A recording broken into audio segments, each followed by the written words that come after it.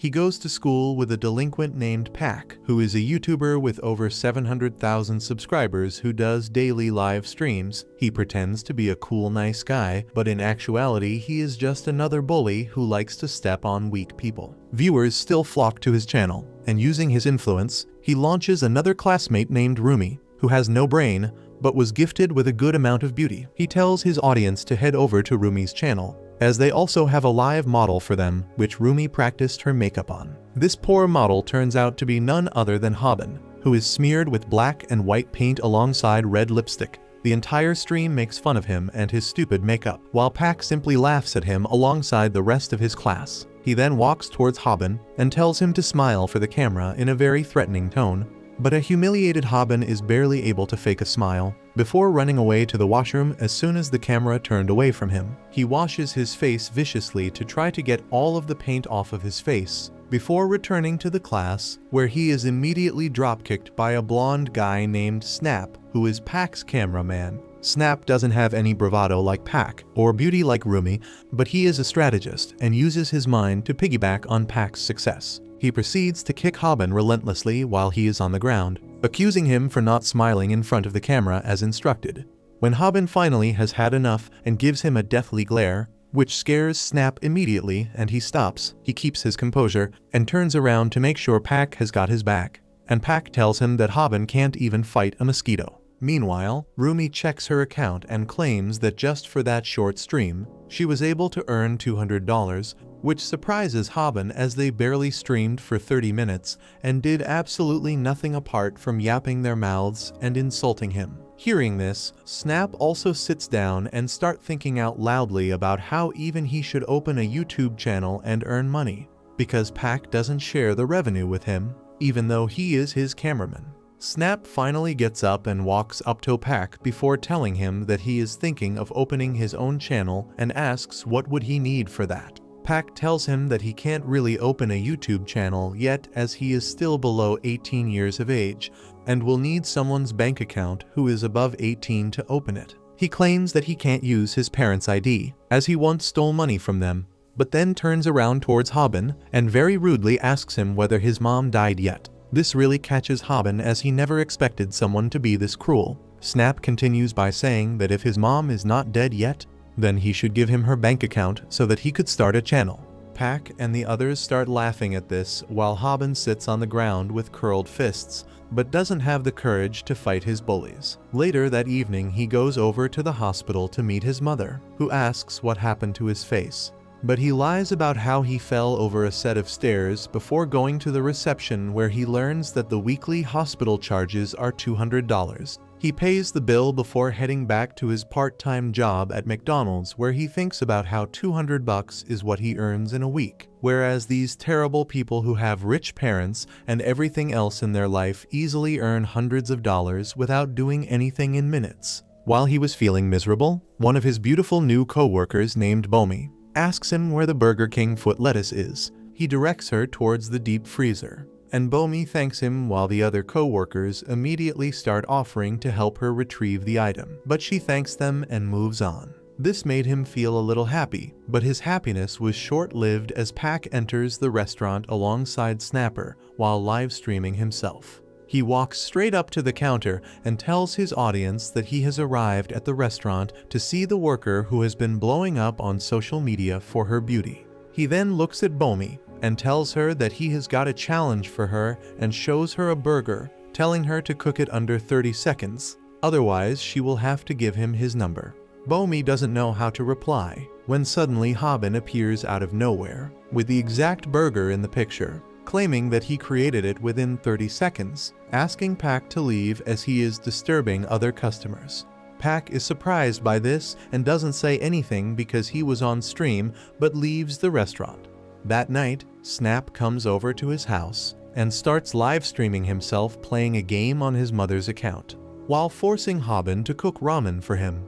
He overhears Snap saying that one of the donations promised to donate $300 if he scored 30 kills. Hobin hears all this with hatred burning through his heart as he spits inside the ramen to get back at him. While he was bringing the food back to Snap, he ends up tripping on the computer cable, and the screen disconnects just as Snap was about to get 30 kills, while the entire pot of ramen goes flying straight at his face as they collide. Snap immediately gets up and starts kicking Hobin relentlessly, telling him to pay $300, while Hobin thinks about how miserable he must be to get beaten up in his own house like this.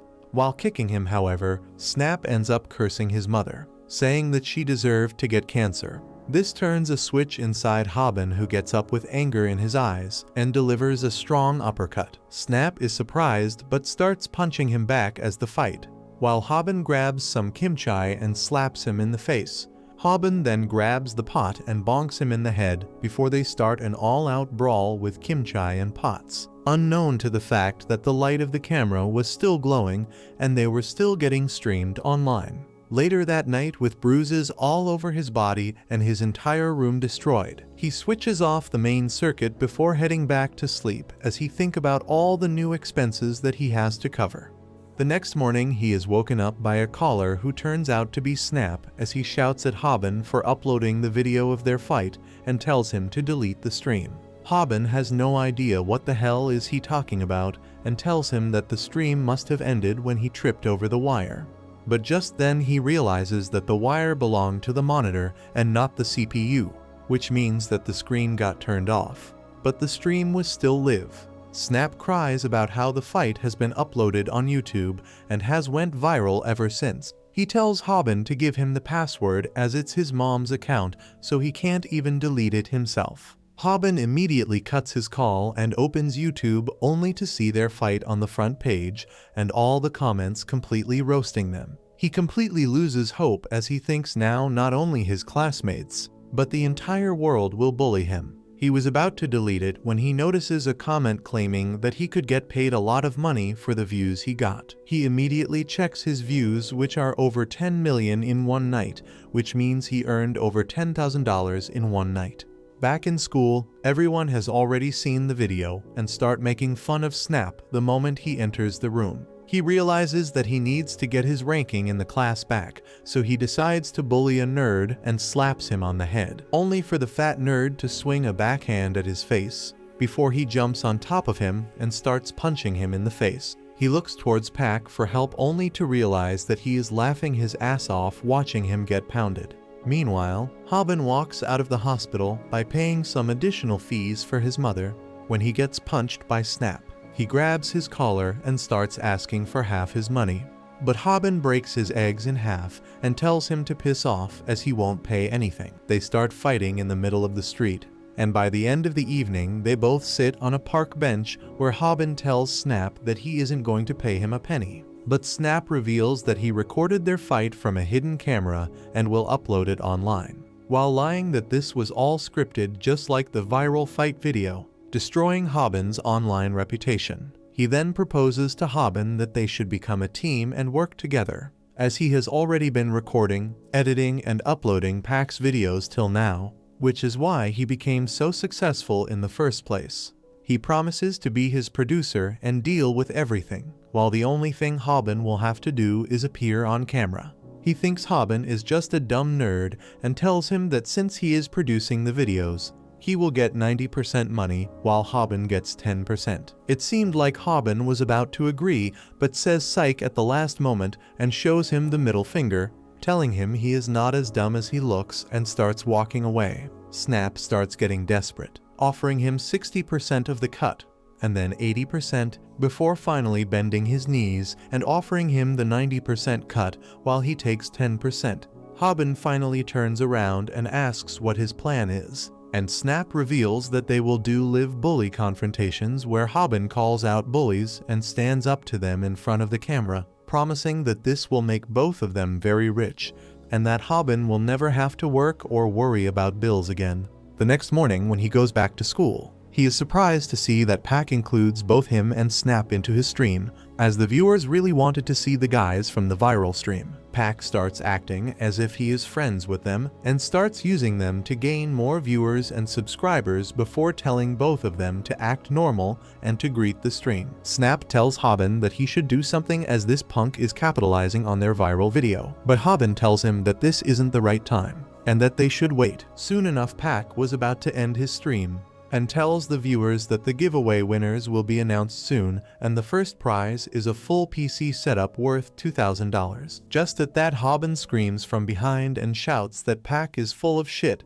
and is lying straight to the viewers' faces, as it is all a scam. He shouts about how Pack pretends to be a good guy in front of the camera, but actually he is just a bully who enjoys tormenting people smaller and weaker than him. Hobin doesn't stop here and takes his shirt out to show a bunch of bruises as a proof that Pack has bullied him almost every day of school and has hurt him for no reason, and claims that he will be uploading everything to his channel, so they should check it out. People gather all around the classroom thinking that Hobin finally lost his mind and is probably going to die today, while Pack simply stares down at him with anger in his eyes. Snap is happy with whatever is happening, as this will drive Pack's viewers to their channels instead. Suddenly Pack starts smiling and shows that the battery of his phone died and the stream ended a while ago, which means that all of this was in vain. Pack pulls back his hands and delivers an insanely strong slap to Hobin's face and starts slapping him relentlessly, while everyone watches from afar. Thankfully, Snap is smarter and anticipated this,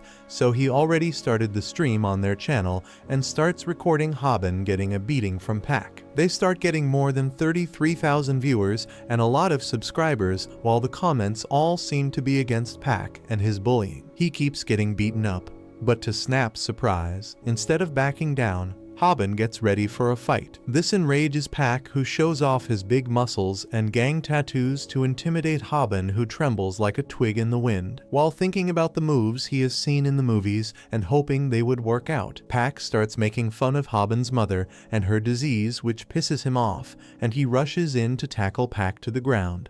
But to no one's surprise, Pack stays standing as there is a massive weight difference between them. Pack simply laughs and grabs Hobin before slamming him to the ground and knocking the air out of him. Hobin thinks about how fighting someone his own size was so much easier compared to fighting someone bigger and stronger. Just when he thought that his beating was over, Pack looks at him and tells him that he is not done yet. He raises his fists to hit him some more, when a red-haired guy tells them to keep it quiet as he is trying to sleep. Pack immediately turns around angrily and tells the guy to shut up before he gets a beating as well. But the guy simply raises his head, and it turns out that the redhead is Kim, who is a rising MMA star. This scares the daylights out of Pack, who starts acting like a coward and apologizes for shouting and leaves the classroom as Hobin lies on the floor. That night, Pack recharges his phone, glad that his battery died at such a lucky moment. But the moment his phone turns on, he is barraged by a slew of questions about whether the giveaway was fake, as he checks to see that the entire fight has been uploaded on YouTube. Hobin takes a shower and looks at his beautiful mug in the mirror, happy that he got the upper hand on Pack, as right now they are trending on every social media platform, and generally the people are sympathizing with Hobin. Pack tries to make an apology video claiming that it was all a mistake, but ends up editing it wrong and includes the part where he smiles and talks about how his viewers are dumb enough to believe him. That was pretty much the end of career for him, as he tries to bounce back by making videos donating to the farmers, doing more giveaways, and trying everything to gain back his followers, but nothing works and his followers keep dipping by the second. He soon has less than 200,000 subscribers, while he used to have 700,000, and becomes completely irrelevant. Meanwhile, Hobin's channel blows up and he gets 100,000 subscribers in no time with only 2 videos on the channel. One day, Snap tells him that he needs to last in a fight more than at least 3 minutes,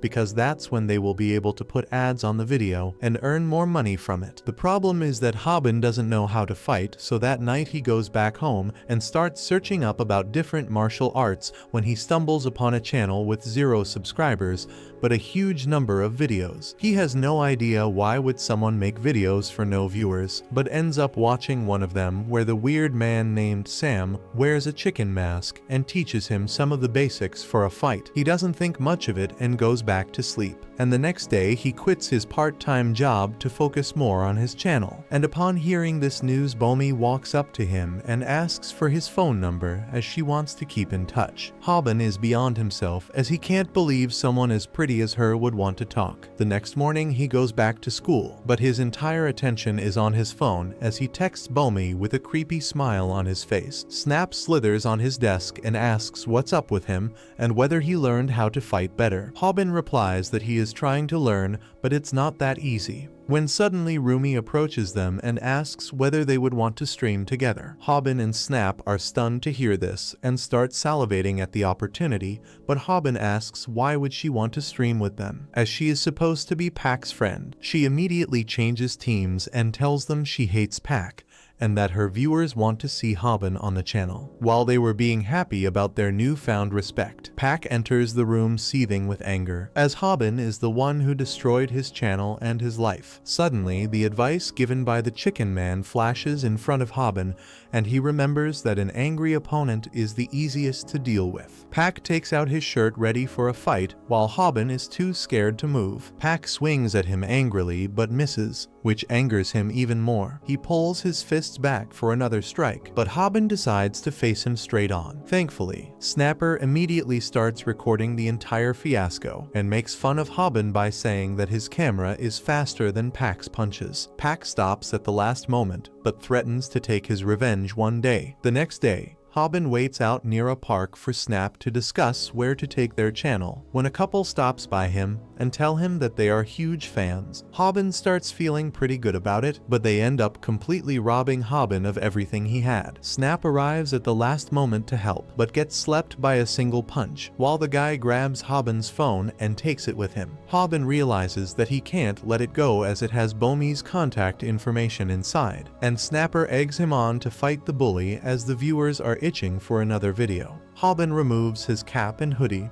and announces that he is going to fight and win against that robbing hooligan. He follows the goon back to a karaoke bar, where he was chilling with his girlfriend, and after collecting his courage, he tells the man to hand his phone back to him as he has something very important in it. The hooligan tells him to piss off before he beats him up.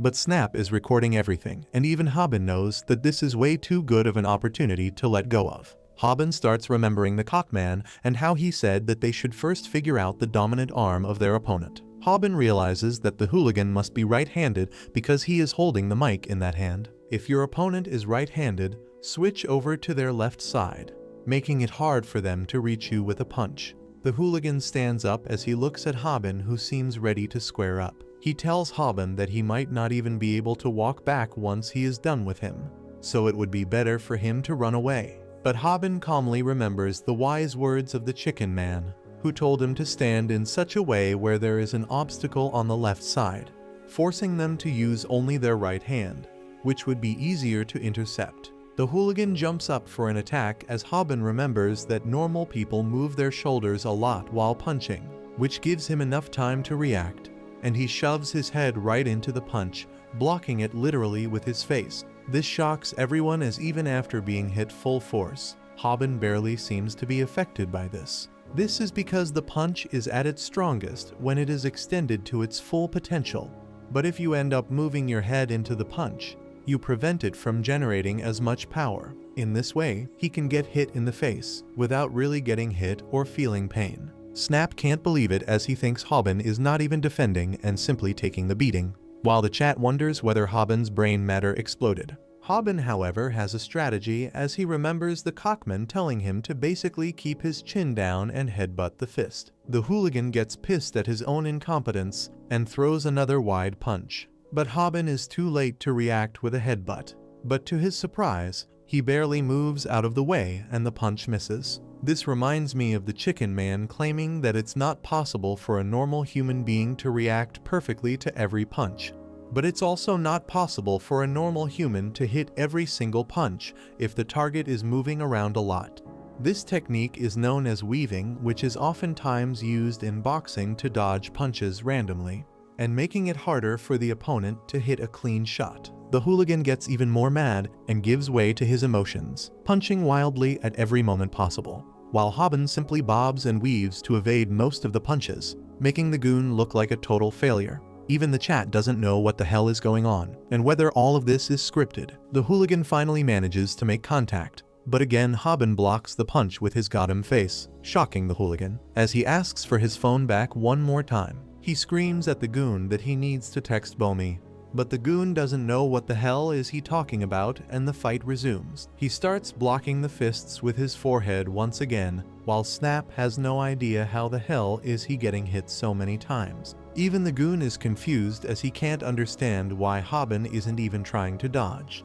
Hobin, on the other hand, feels extremely stupid for not watching the rest of the vids, because the only video he watched only talked about defense and how to block punches, which means that he has no idea what to do after that. He stands there crying about not knowing what to do, while Snap realizes that this is bad for the viewership. The pack fight was swift and conclusive with explosive action, whereas this fight is being dragged out for too long, while nothing is happening except from the goon throwing punches, and Hobin getting hit in the face. He realizes that they might lose viewers because of this constant repetition of the same moves and wonders whether he should intervene in between and stop the fight before they lose too many viewers. He was just about to switch the stream off when a familiar name erupted in the chat by the name of Kim. This is the redhead guy that studies in Hobin's class who is on his way to become a young MMA sensation. He claims in the chat that all of them are stupid who think Hobin is losing his fight, as he bets that he would be the last man standing.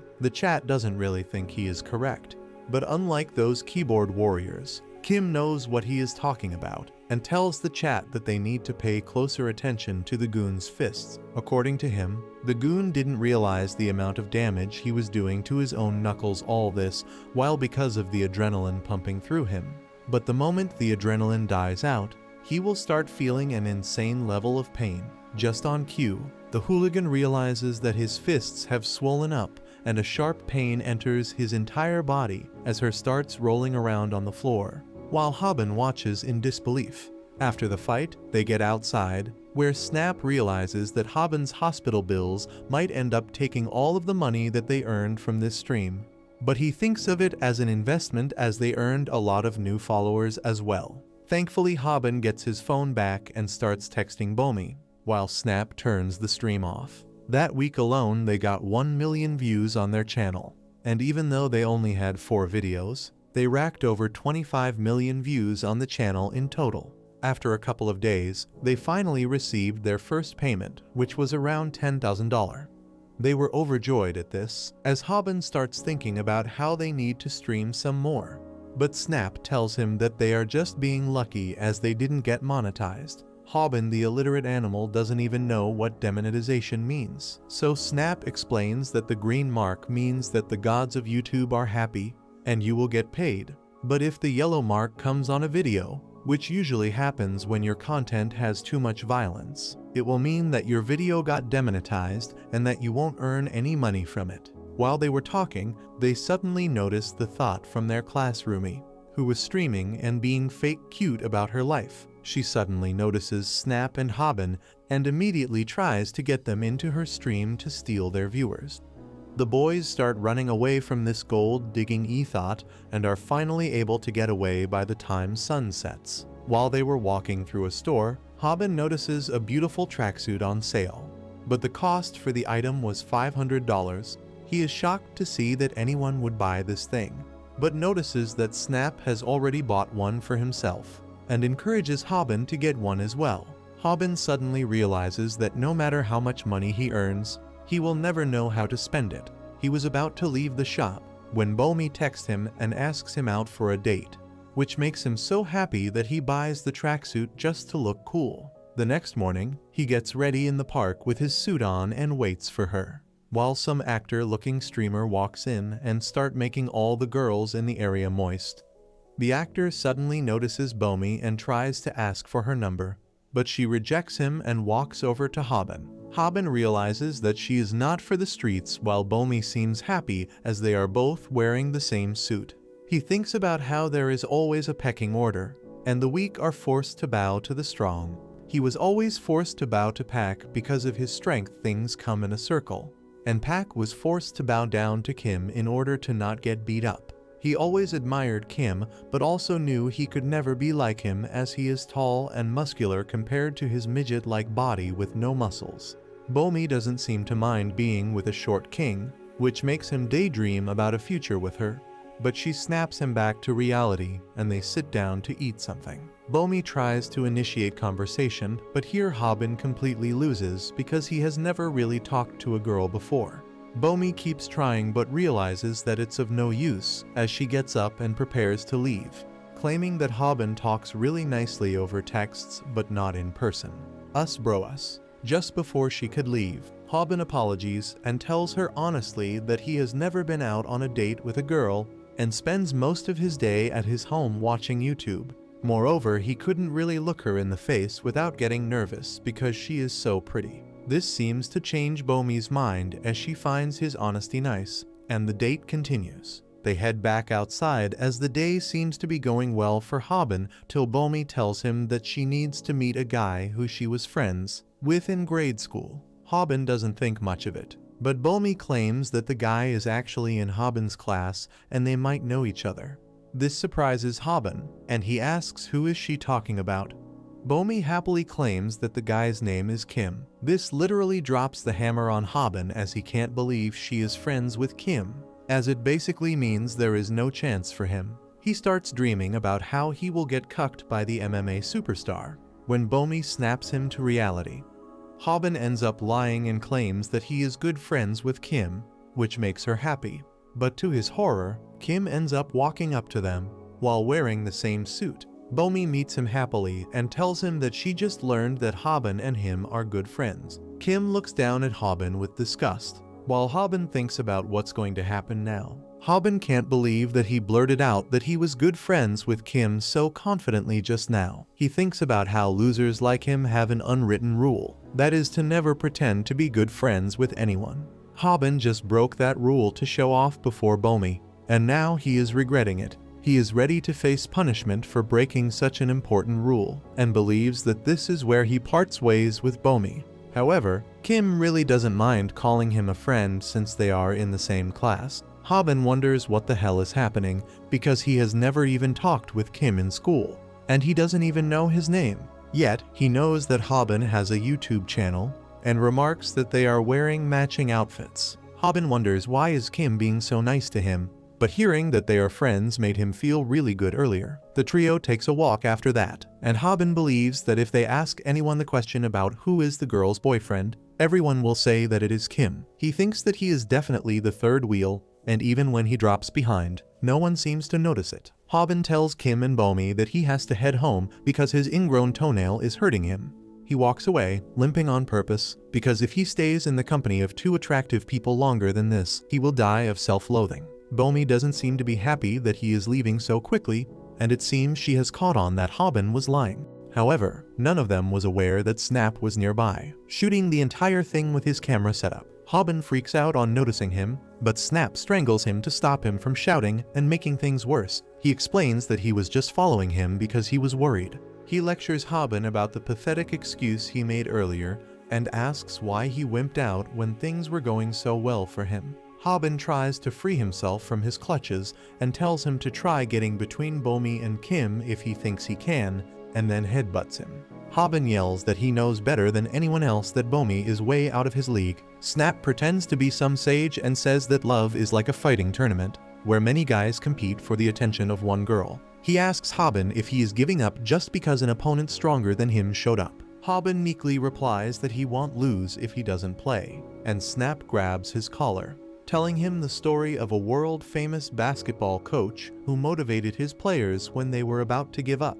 The coach told them that if they give up, they have already lost the game, and Snap asks Hobin if he really wants to give up now. He reminds him that it was Bomi who asked him out and bought coffee for him. Snap says that why would someone spend money on a loser like him if they were not interested in him in the first place. He reminds Hobin how sad Bomi looked when he was heading back, and asks if he still wants to quit. Hobin is moved to tears on hearing this and hugs Snap, thanking him for opening his eyes. Snap acts cool, telling him this is what friends are for, and sends Hobin off to confess to Bomi. As Hobin struts confidently towards Bomi, Snap shows his true colors and pulls out the camera setup out of nowhere. He is planning to record Hobin confess to his crush and get rejected, because that is sure to get them a lot of views. However, he spots someone on the way and freezes in his tracks. On the other hand, Hobin has reached Bomi, who asks him if his toenail is fine. He tells her that he got over it, but Kim asks him if he wants his ingrown toenail to be yanked out by a professional. Hobin panics on hearing that, but then Kim suddenly gets up and leaves. Hobin is even more confused now, but Bomi explains that Kim has a match next week, so he must return to practice. Hobin feels relieved that Bomi was not on a date with Kim, and he wishes him best of luck for his next fight. Kim turns around and tells him that he is a good fighter and claims that he checked out his YouTube channel. Kim knows that Hobin moved to intercept the punches early in his last video so that he doesn't get hurt, and asks if he didn't use the next move after that on purpose. Hobin is confused now because he doesn't even understand what the next move was. Anyway, Kim decides to leave, saying that he will wait for his next video. Hobin suddenly realizes that he is not the only one who watches Cockman's channel. After that, he sits down to talk with Bomi, but he is blushing too much to say anything clearly. He fidgets and starts rubbing his pants, gaining enough friction to release smoke from them. He finally gets enough courage and asks Bomi what her ideal type is. She turns red on hearing this and nervously says she prefers an honest person. Hobin feels butterflies and decides to confess his feelings to her honestly. But as he tries telling her that she is his ideal type, he notices Snap hiding in the bushes and yanks him out. Hobin starts lecturing him for setting him up only to record a video, but he is shocked to see that Snap's face is already bruised and swollen. And then the towering figure of Pac appears behind him, who is here for his revenge. Bomi tries to confront them, but Hobin simply asks her to get away from here. Pac says that she has nowhere to go, and suddenly grabs her collar, calling her a bitch for not sharing her number with him earlier. Hobin is angry, but he recalls Cockman's lessons to not let his emotions take control of him during a fight. He taunts Pac, asking him if he wants to be a loser again. This works on the bully, and he charges towards Hobin, who puts his forehead forward to intercept the punch safely. However, what hits him is a powerful uppercut from Pac, who has already seen his video and learnt his fighting style. Hobin loses his balance and curses himself for using the same technique again and again like a fool. He regrets not watching the other videos and wonders what was the next move Kim was talking about. Pac angrily watches towards him, but Hobin's mind is already going blank and he loses consciousness. In that brief moment, he recalls how he used to live a quiet life as a bullied boy, but his attitude changed once he started making money off YouTube. He was overconfident just because he learnt one technique in a fight, and showed his face to the world because that would earn him more money. However, after earning money, he became complacent and began focusing on studying or learning to fight, and that has made him a loser again. It starts raining, and Hobin is on the ground, surrounded by Pac and his friends. He has been beaten pretty badly, and he can only beg Pac to let him go home. His friends hold Bomi tightly, and Hobin begs Pac to at least let her go. He thought that getting beaten was nothing because wounds heal pretty quickly. But this time, he feels that the emotional scar he got by being humiliated in front of Bomi will never get filled. Pac hits him, but Hobin is determined to make sure that Bomi reaches home safely, no matter what it takes. He gets on his knees and apologizes to Pac, who says that his apology lacks sincerity. He tells Hobin to take his pants off and apologize again. That too in front of all his viewers. Snap is being forced by Pac's friends to shoot a live stream for their channel as he gets humiliated, and he can only apologize to his friend while crying. Pac tells him to take his pants off and apologize, and then he will let him go. Then suddenly, Bomi slaps the bully, and he is pissed at her. He tells Snap to point the camera away, because even he can't punch a girl in a live stream. Before he can do that, Hobin gets up and slides down his pants because this is the only way he can save the girl he loves. He takes off everything apart from his underwear and tells Pac to let Bomi go. He laughs at the mad lad who really stripped to apologize and thinks that his career as a YouTuber is over now. He asks him to send all his subscribers to his channel and shut down his account.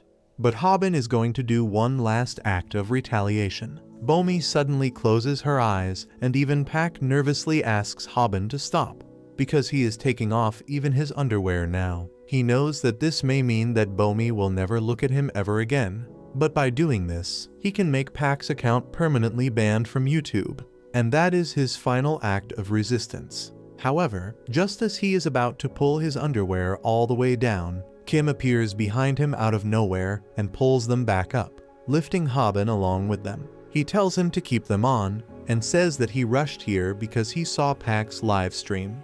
Kim then calmly walks towards the bullies, and caves in the face of one of them with a single punch. He hits the bully with a rattling punch combo, and then kicks him away. The next bully also gets hit by a barrage of punches, and then it is finally the turn of Pack. He tries to apologize and tell it was just a misunderstanding, but Kim knocks him off his feet with just one hit. He asks Bomi if she is fine, and she replies that she is okay, and it is Hobin they should be worried about. Hobin is on his knees and his head is hung down, because he is too embarrassed to face anyone. Kim takes Bomi away, and when she tries to reach Hobin, he tells her that he needs to be left alone right now. She keeps glancing back at him while walking away, but the grief and embarrassment stays with Hobin. He wonders, when did he become a loser? He remembers the time when he was a normal student until he met Pack and got beaten by him for no reason. That was the beginning of his hellish school life. He became too afraid to look anyone in the eye, spoke so softly that no one could hear him, and his posture worsened as he began to keep bowing before everyone. The rain finally stops, and Hobin is still on his knees. Snap apologies to him, but he can only cry at his own weakness. Soon after that, Pack is back on his YouTube channel, telling people that he has a fresh model to entertain them.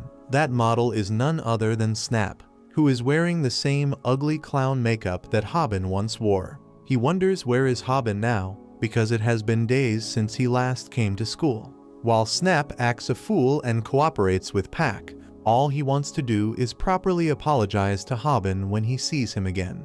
Bomi has also tried calling him again and again, but Hobin doesn't even pick up her calls. He is holing up in his house, wishing to disappear from the face of the world. However, that is not what he is doing. He is watching Cockman's YouTube channel and learning to fight. He trains till sweat starts flowing in streaks down his entire body, and watches Cockman saying that all motivational speakers and self-help books are useless. The true desire to change and become stronger comes from within a person and not outside. Hearing this, Hobin starts doing push-ups again, turning his rage into the fuel that drives him forward. He is ready to work as hard as he needs to become a strong fighter. He is ready to devote an entire month to complete all of Cockman's fighting tutorial and become an invincible warrior. Back in the school, Snap is getting bullied by Pack in his live stream, and his viewers are ready to pay him if he can get the boy to strip. Pack calls out Hobin, asking if he is going to leave his friend to endure all this bullying alone. Despite that, with tears in his eyes, Snap asks Hobin to not come to school and stay at home.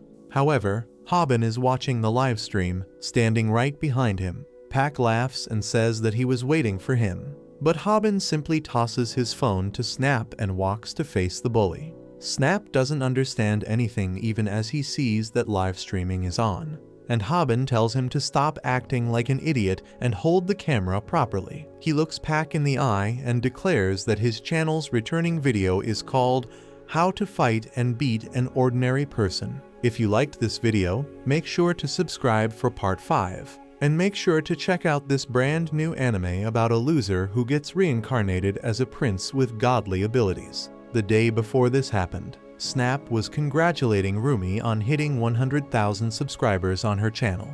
Immediately after that, he began ranting about how it has been 1 month since the bastard Hobin suddenly disappeared. He says that it was too much for a loser like him to suddenly get famous and then get humiliated in front of the world. Rumi asks Snap, wasn't he friends with Hobin, and he replies that he could never be friends with such a loser. When suddenly, Pack came there and put his hand around his shoulder. Pack asks him to repeat what he just said about Hobin, and Snap replies that he was just his business partner, and other than that, he didn't care about him at all. On hearing this, Pack suddenly hits Snap for being a traitor no matter whose side he goes to. He lectured him for sucking up to everyone like a loser and called him even more pathetic than Hobin. The rest of the class gave him scornful looks as well, and Snap knew they were right to call him a worthless loser. He cries, thinking how he is not good at anything, and sucking up to the powerful ones is the only way he can survive without any friends. In the meantime, Pac starts his live stream, and he has completely adopted his gangsta image now, which has made his channel grow even stronger than it was before his downfall. On the other hand, Hobin and Snap's channel Viral Hit is on steady decline because they haven't posted anything in a month. Pac approaches Snap and tells him to bring Hobin to school the next day, because if he can do that, he will allow him to become his cameraman again. Snap curses him in his mind, but accepts the chance anyway. He is ready to survive even if it means selling out his friend for that. That evening, Snap runs to the hospital where Hobin's mom is admitted and barges into her room to ask her where is Hobin. Hobin's mom is shocked that her son is not going to school, so she gives Snap her address, and his face lights up on receiving it. 7:10, however, as she tells Snap that Hobin talks about him a lot and says he is glad to have a friend like him. He is thunderstruck and drops the address. The next day, he goes to the school empty-handed and gets beat up once again by Pac for failing his mission. Pac shows his bruised face on his channel and asks why did he not bring Hobin to school. And Snap replies that he tried calling him out for an hour, but there was no response. Pac slaps him continuously for disappointing his viewers, and then asks him to send a message to Hobin to come to school. He tells Hobin to not come to school because Pac is planning to beat him to get more followers. Pac immediately punches him for doing this and keeps pummeling him till he can't even get up. Pac asks Hobin to come to school if he wants to save his friend, but Snap cries as he tells Hobin to not come to the school at any cost. However, Hobin is standing right behind him as he watches this unfold on the screen. Snap is left speechless by what is happening, but Hobin tosses him his phone and tells him to get back to his work of being his cameraman. He stares at Pac and declares that this is the return video of Viral Hit titled How to Fight and Beat an Ordinary Person. Snap curses Hobin for being a fool to come here despite the warning, but he just puts his palm towards the camera, on which he has written instructions for Snap to focus on him when he says his catchphrase. Pac mocks him for being an idiot and hits him, but Hobin intercepts it using his head to nullify the damage. Pac laughs at him, but Hobin begins moving like a boxer. In response, Pac throws an uppercut to take him down, and as Hobin waits for it to come, he recalls his training over the past month. He heard Cockman call anyone who keeps using just one move an idiot, and believed that he was talking directly to him. He got overconfident just by learning one move and got humiliated before Bomi. Hobin thought he couldn't face Bomi or his subscribers again, and began crying over his weakness. However, he was not ready to give up, and began studying by watching Cockman's videos again. Cockman said that to master the technique he is going to show, anyone needs 1 month of hard training. Before that, he revealed that there are 3 essentials for fighting. First is a person's build, and one needs to take a high-quality protein diet to increase body mass. So Hobin took all the food items with a good protein amount, blended them all together and drank them raw. He vomited everything within seconds and screamed that he can't eat that horrible thing again. So when Cockman said that one should use protein shakes available in the market to increase muscle mass, he felt ashamed at his stupidity.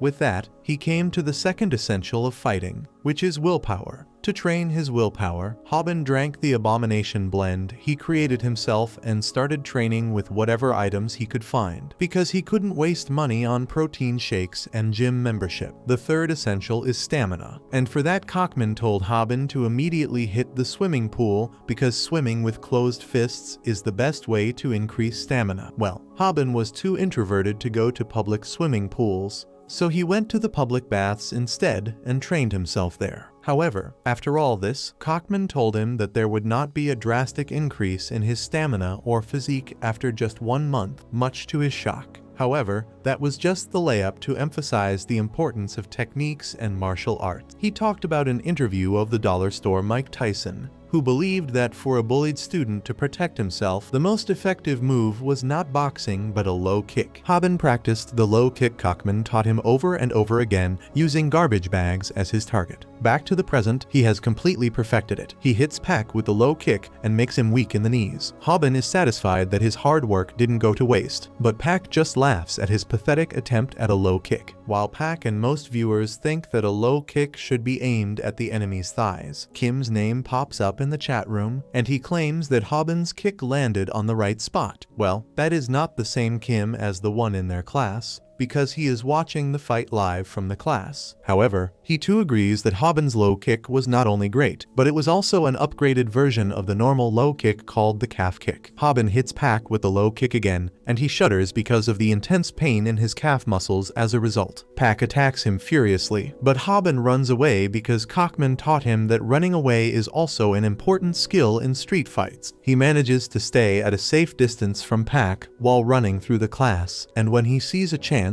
he hits him with the calf kick again. However, Pack blocks his next kick and says that a loser like him can only master one move even after training for an entire month. Pack gets on the offensive, but Hobin has been hiding another move he has learned. He charges at Pack, swinging his fists just like he used to do while swimming, and hits him with an overhead hook to his face and sends him crashing into the lockers. Everyone is stunned speechless on witnessing this upset, and then Pack's friends try to intimidate Hobin. However, Snap steps up to defend him from them, daring them to even lay a single finger on his friend. They keep their heads down, and it is not because of Snap, but because of Kim, who is standing menacingly behind Hobin. He tells Hobin that he did a great job, and pats him on the back as he asks him to stop crying. However, even with tears and snot flowing down his face, Hobin doesn't forget to ask his viewers to subscribe to his channel. After that day, Pack stopped coming to school after his reputation hit rock bottom. His subscribers also migrated to Hobin's channel, and he gets the silver play button for crossing 100,000 subscribers. Hobin thanks his viewers by getting into a handstand from a groveling position. Later, he buys some new clothes for his mom, and she talks about his friend who paid her a visit earlier. Turns out Hobin told his mom about Kim, and she didn't quite catch his name, so she mistook Snap for him. Snap was also there to see her,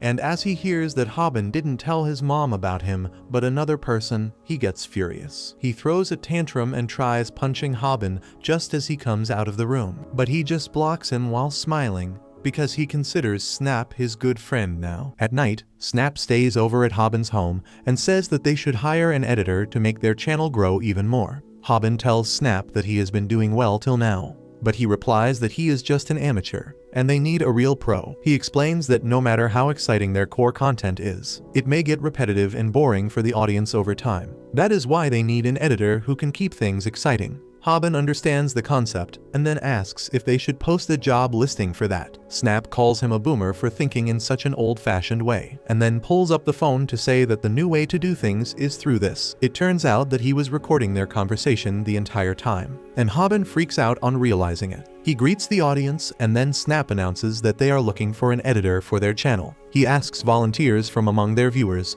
and Hobin seconds him, right before saying that he is not expecting much to begin with. This pisses off the viewers, but the comments they leave about their qualifications make Hobin realize that there are bigger losers than him out there. Hobin asks if anyone has experience in editing videos, but everyone denies it.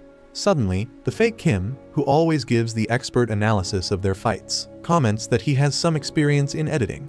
The other viewers doubt him, and so does Snap, but Hobin suggests that they can at least meet him once to confirm his skill. Snap has no choice but to agree, and he asks the fake Kim to send them his contact details. The next day in class, Hobin gets a call from the fake Kim, but the caller wallpaper is something that middle-aged moms on Facebook would use. Snap wants to block him, but despite the rambling of the fake Kim, who talks like a baby boomer, Hobin still wants to meet him.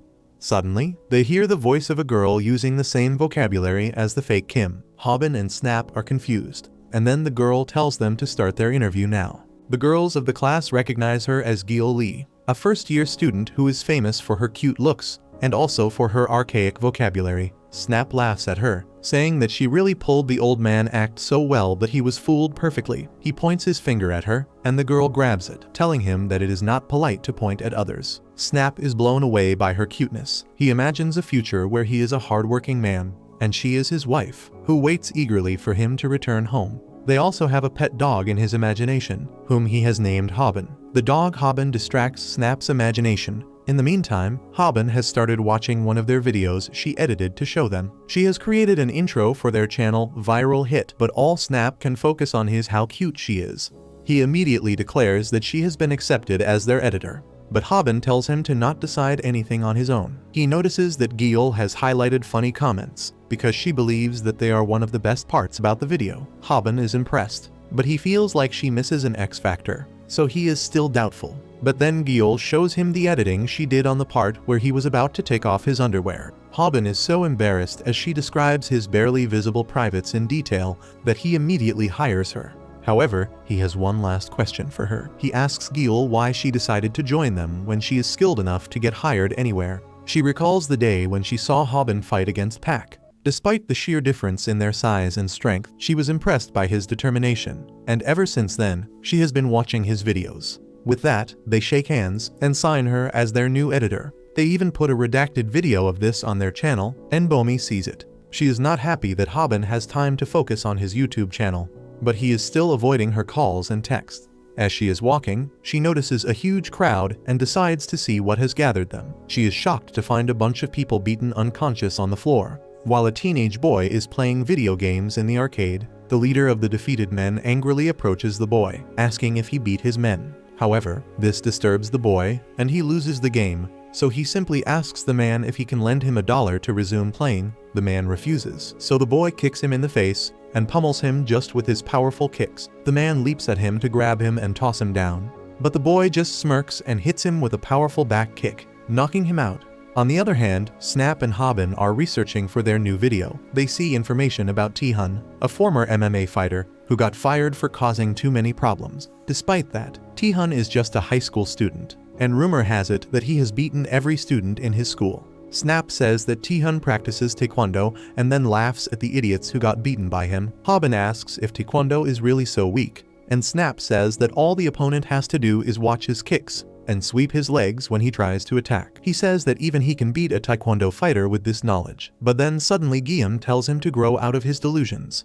She says that sports Taekwondo is not good for street fighting, but combat Taekwondo is completely different. She says that once a study was conducted to see which martial arts style has the most powerful kicks. In that study, Taekwondo outperformed the other martial arts by a great margin. Hobin realizes that Taekwondo is awesome, but he still has not understood what has this got to do with him. Snap tells him that since their main content idea is fighting bullies, he is going to fight T-Hun next. Hobin snaps out at him and grabs him by his collar, asking if he has gone mad to think that. Snap only laughs, while Guillaume tells them how Taekwondo is used by many MMA fighters, and it has a special move called the back kick that has virtually no weakness, and it can allow a fighter to win despite having their back towards the opponent. After hearing this, Hobin is even more terrified and asks why he has to fight a monster like him. However, little does he know that if he watches the Cockman a little more, he will learn a surefire way to win against T-Hun. On the other hand, the guy whom Bomi saw in the arcade earlier is T-Hun himself. He is a bully who openly vapes at school and wants to get rich easily. He asks a boy to swap his expensive shoes with him,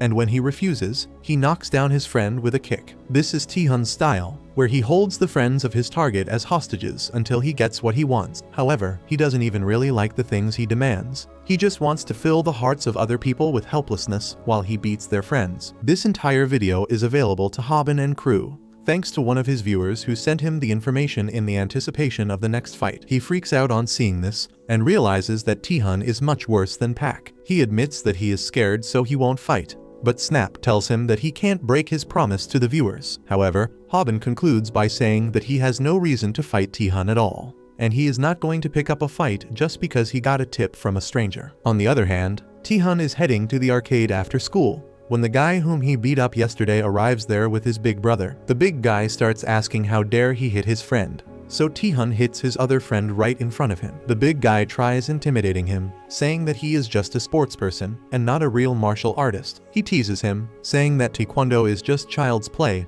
and he can easily defeat any Taekwondo master. He leaps at T-Hun, who swiftly moves out of the way and positions himself behind the big guy, and then hits him with a back kick. T-Hun attacks him again, and the man takes guard against his kick, but he changes his attack at the last moment and attacks him from a different direction. The big guy keeps on taking blows after blows, and he is ultimately forced to accept his defeat and apologize. Taehyun asks his injured friend if he has $1 for him to hit the arcade, and he nervously searches his pocket to give him what he wants. Taehyun gets greedy on this, and he kicks the big guy again, asking for $100 this time. The injured man is ready to give that too, so Taehyun hits his friend again, before asking for $10,000. The injured man doesn't have that type of money, and he can only cry as Taehyun hits his friend senseless. Snap is secretly recording all this, and he realizes that Taehyun is an even bigger psychopath than he thought. He is afraid of facing him now, and almost gets caught. Well, he thinks he safely escaped his gaze, but that's just what he thinks. Taehyun catches him and forces him to call Hobin there as well. Hobin is terrified, and as Taehyun asks them why were they filming him,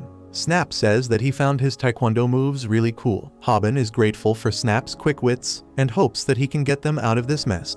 However, his hopes go down the drain when Gil comes running towards them. Hobin knows that she has a direct and just personality, and she is sure to pick a fight with anyone. He believes that it might lead to an even worse situation compared to the time when Bomi slapped Pak. However, when Gil sees Taehyun in front of her, she forgets about fighting him and starts kicking a pebble on the side of the road.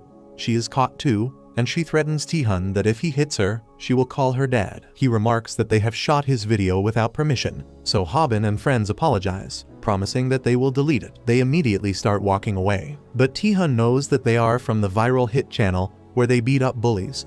He has even heard that Hobin was planning to beat the crap out of him. Everyone is terrified now, and then Taehyun demands them to hand over their YouTube channel and all the money they have earned from it. Hobin is too terrified to reply, and Snap faces the punishment for it. Taehyun kicks him in the gut, and Hobin realizes that it is true that he takes the friends of his targets as hostages to fill them with fear and hopelessness. T again asks for a $100, but before they could even reply, he kicks Snap in the face while all he could do is watch, while Gil can only imagine how much that would hurt. He then picks Snap up by the hair and tells Hobin to hand over his YouTube channel. Hobin tries to reason with him, but feels like there is a lot of distance between him and T, which won't even matter to him because of his insane reach. Hobin starts imagining what would happen if he tries to refuse giving away his channel. He realizes that if he tries to use his techniques for defeating ordinary men, it won't work on his, as this monster is not an ordinary man, and his calf kick would immediately be neutralized by a side kick to the face. If he tries coming back from it with an overhand hook, that would also easily get countered by a side kick to the body,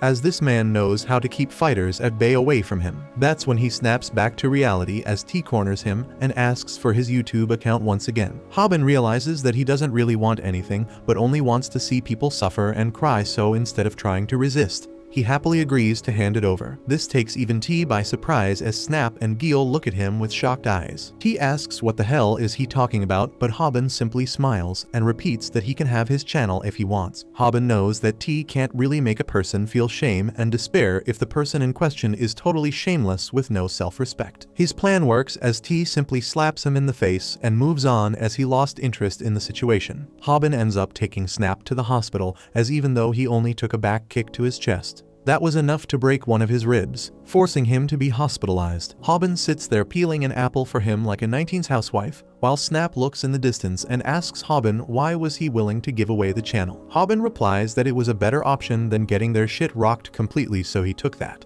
Snap claims that he would have taken all the beatings from T, but would have never agreed to hand over the channel, as he starts telling Hobin about how, when he saw him defeat Pak, he started feeling pride in himself and in the fact that even weak guys like him can defeat these bigger men. He asks whether Hobin doesn't have any dignity or pride, but Hobin replies that he has a bigger brain than an ego, and comparing Pak with T is incredibly stupid, as Pak is merely a thug, while T is a trained fighter who can kill them if he so wants to. He tells him that it would have been stupid to go in a fight against a person who can easily destroy all of his moves that he knows, and honestly, he is scared of that. He starts moving out of the room, telling Snap that there is nothing wrong in being scared, and apologizes to him before leaving the room. On the way, he ends up walking into Gil, who also came in to check on Snap. Hobin tells her to take care of him as he leaves, while Gil greets Snap before sitting down. Snap tries to act all haughty, claiming that T is lucky as he caught him off guard on a bad day, otherwise he would have dealt with him. Gil simply laughs and tells him to stop making such jokes and asks whether he is feeling alone and wants to chat. To her surprise, Snap looks at her with a smile and tells her that he is pretty tired and would like some alone time if possible. Gil looks concerned and shocked but decides to respect his request and leave the room. The moment she exits the room, tears start streaming down his face as he thinks about how pathetic he is. He wanted to show how cool he is in front of Gil, but instead she ended up watching him get his ass handed to him in one of the most disrespectful fashion. Meanwhile, Hobin listens to his cries from outside the room as he remembers how he felt when he got attacked while he was out with Bomi, and how Pac disrespected him in front of her. He gets inspiration from it, and the next day he visits the arcade where T usually spends most of his time. The guys sitting there lose once again to him as they get annoyed because he is just better than them, but keep their voices low so as to not let him hear. Suddenly Hobin walks up to them and asks whether he could take the machine. They move away while Hobin sits down to have a match with him, and to everyone's surprise, Hobin shows him the power of gamers and nerds as he defeats T in his very first try. Not only that, but while T's tiny ego was trying to contemplate how he can lose, Hobin tries to get him worked up by claiming that Taekwondo is a sport for girls and babies. T walks over to him with a very dangerous aura emanating from him and asks whether he is intentionally trying to mess with him. Hobin immediately tells him that he is willing to give him his channel, which T tries to take this time. But Hobin pulls his phone away and puts a condition, claiming that he will give away his channel and his friends if T manages to beat him in a fight. Hobin is absolutely terrified of this monster right now, but maintains his cool facade. While his trick works and T gets super pissed and grabs his shoulder, pushing him back and asking what would he do if he simply takes it away right here right now. Hobin simply snaps back by saying that everyone will know that T is nothing but a coward who can't have a fair fight. He tells him to give him 1 month to prepare and then defeat him if he has the guts to do that.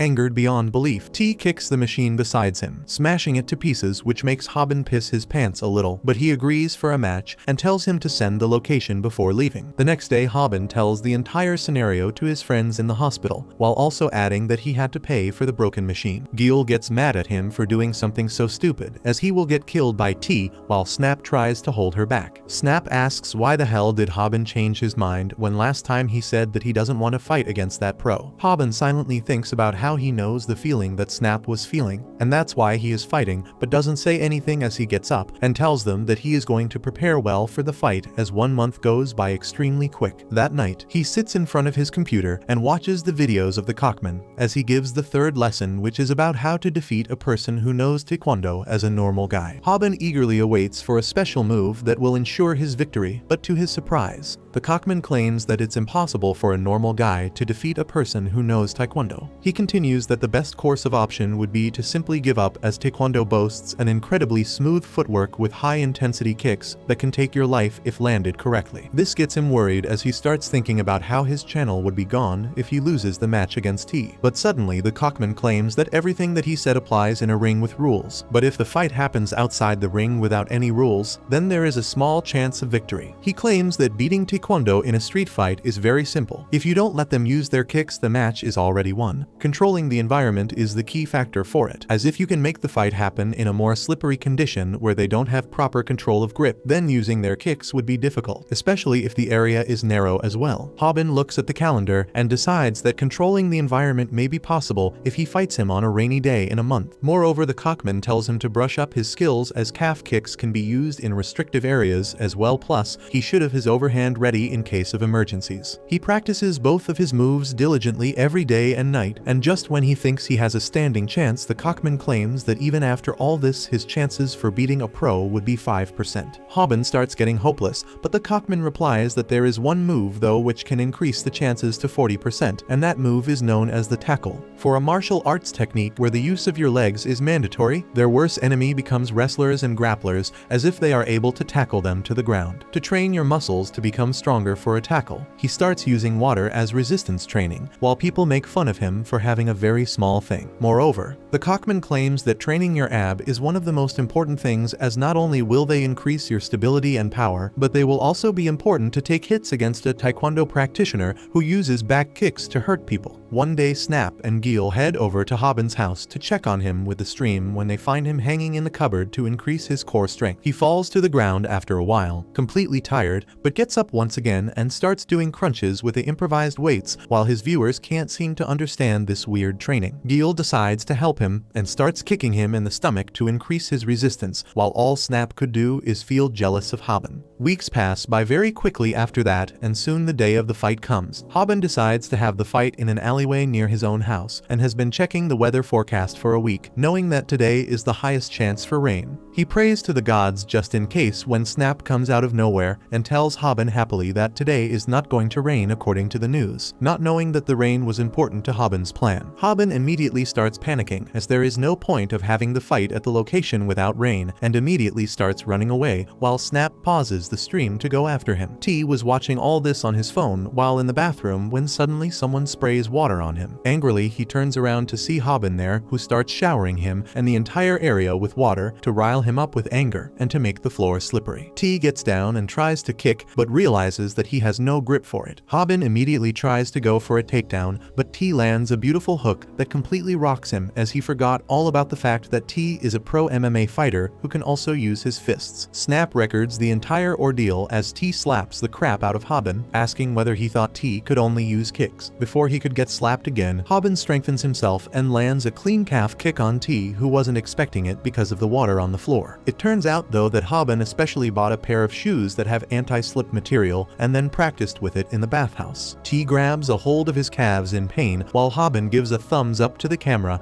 and tells his views to like and subscribe if they want to enjoy the full fight.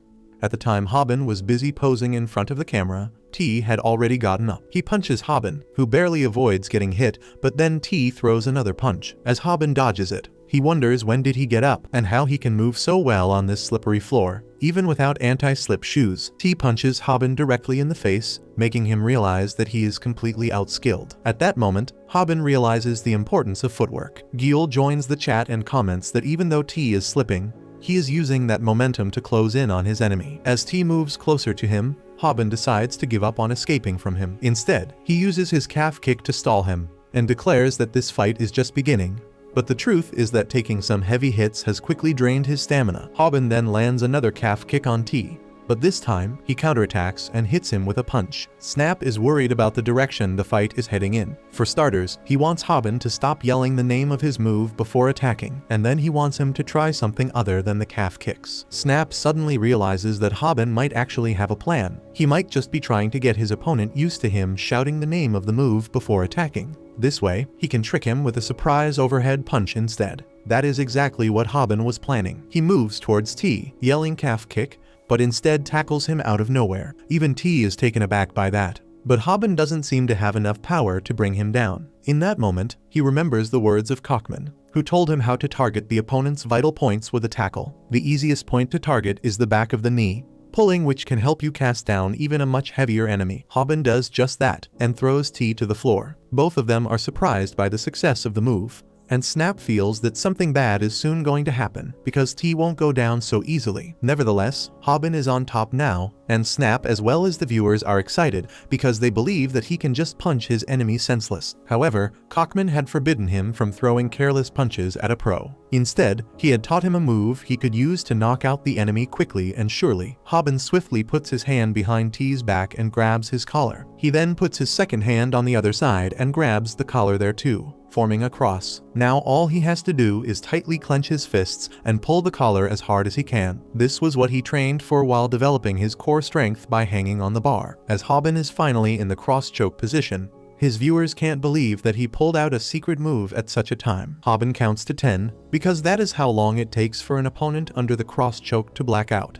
But surprisingly, T is just fine. He tells Hobin that his legs are not on top of him, and that is his first mistake. Hobin can't understand why the cross-choke didn't work, and then T asks him if this is his first real fight. This is where the first rule of fighting, that is, to never get worked up, backfires on Hobin, because he panicked when his cross-choke didn't work. He gave T the chance to punch him. Hobin begins to curse himself, thinking that he is a fool who couldn't achieve anything even after all that training. He is flung towards a urinal while realizing that he lost track of the basics because he was so occupied with executing a special attack. T is back on his feet now, and he tells Hobin that he deserves some credit for the tackle and cross-choke move he just pulled. Snap thinks that they were too close to victory, and so do the viewers. But Gil says that earlier T let Hobin tackle him down on purpose. T reveals the reason for that too, as he shows Hobin one of his anti-slip shoes that he just took away. Hobin panics, realizing that he has not done any damage to the enemy and has already lost his biggest advantage.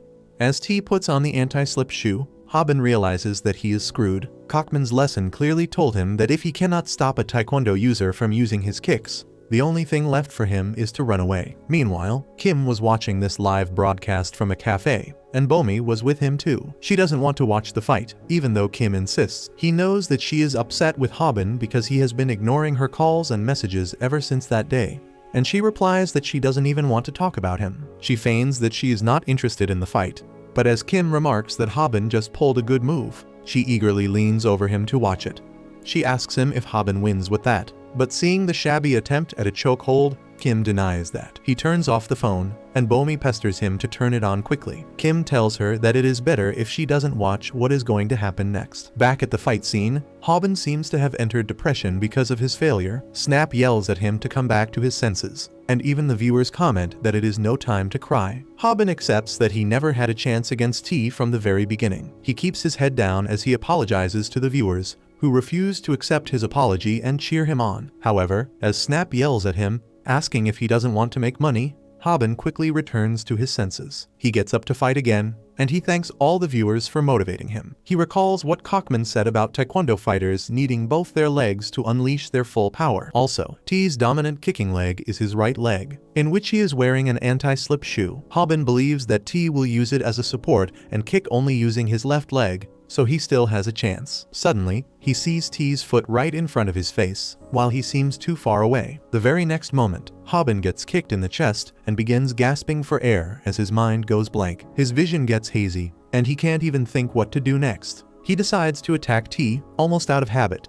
but T lands a solid kick to his face. Hobin tries using a calf kick next, but the result is still the same. T launches a combo of kicks to his face without even moving from his place. He then lifts his foot high up and strikes Hobin's bare foot with his heel. Hobin screams in pain, but T tells him to stop reacting like a girl because he didn't even break his bones yet. Snap is on the verge of crying, and he yells at T to stop it. He does not have any plans to show mercy and decides to finish the fight with the fanciest and most powerful move he has, the back kick. He hits Hobin right in the guts, and Snap is brought to his knees by the shock too. Hobin is unconsciously drooling now, and T pokes him, calling him lucky that he didn't receive a kick from his right foot. He then moves on to Snap, saying that, as promised, he will take over the YouTube channel now, and Snap will have to work for him. Snap suddenly notices something behind and says, "Stop." But T says that they have not even started yet. Snap tells him that he is not talking to him, and T turns around to find Hobin back on his feet with just half his consciousness. He begins mumbling about how taekwondo back kicks are dangerous, even if they don't hit you properly. He recalls how hard he trained to develop an endurance for it, and then gets in fighting position again, repeating the name of the title of his video, How to Fight a Taekwondo Fighter as a Regular Person. Hobin stands in a toilet with walls on 3 sides and tells his viewers to stay tuned. The viewers are going crazy because Hobin really got up after all that damage, even though no one believes that he can win this fight. Even Snap tells him to give up now because money is not worth this. But Hobin is not fighting for money. He is fighting for Snap's honor and their friendship. T mocks him for thinking that being in a toilet with 3 sides closed will allow him to win. Hobin is shivering as he says that it will, and T decides to prove him wrong.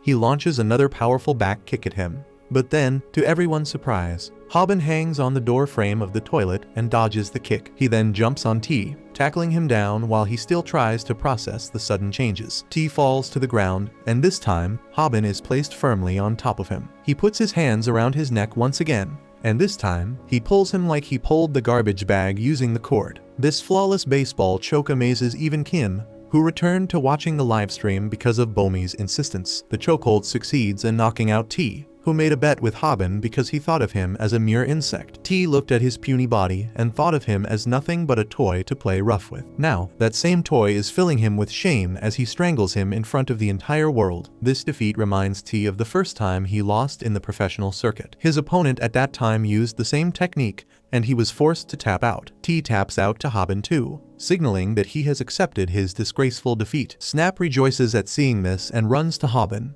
telling him that he has won the fight. Despite that, Hobin does not let go. He was fighting like this for the first time, And in the heat of the moment, he was so focused on finishing his move that he didn't even feel T tapping out. He keeps counting to 10 slowly, even as Snap tells him to let go before he kills T. However, Snap's voice would never reach Hobin, who is so high on adrenaline that he can't even hear his own voice. He could only recall Cockman's lesson, where he told him to count to 10 once he had the opponent in a baseball choke to ensure that he passed out, or the opponent would return to fight. Hobin finishes counting to 10 and slams the unconscious T on the wet floor. He finally understands that he has won the fight, and his comment section is a riot. On the other hand, T is having a dream of the time he lost in the ring. His ambitions were shattered by that loss, and his opponent was none other than Kim, who had enough decency to lend him a hand to get back on his feet. T wakes up thinking about that when he finds Hobin and Snap trying to drag him out of the washroom. Snap wants to leave him and run, but Hobin wants to do the right thing by carrying him to a comfortable place. T asks them what the hell they are doing, and they cling to each other in terror, trying to explain things to him. He grabs Hobin's neck for trying to show him mercy, but Hobin just gives him his watch that fell on the floor. T is frustrated now, and he simply pushes Hobin aside as he gets up and walks away. He accepts his defeat and tells Hobin that he can keep his YouTube channel. Once he is out of the washroom, Hobin and Snap can finally breathe in peace. But suddenly, Snap points out that he is sweating like crazy.